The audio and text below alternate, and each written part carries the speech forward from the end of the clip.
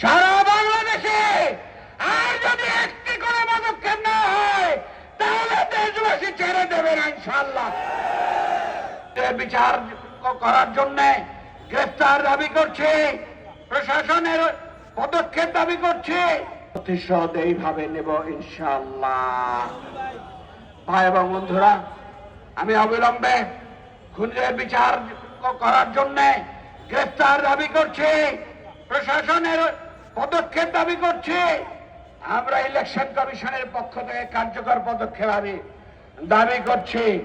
সারা বাংলাদেশে আর যদি একটি করে পদক্ষেপ না হয় তাহলে দেশবাসী ছেড়ে দেবে না ইনশাআল্লাহ।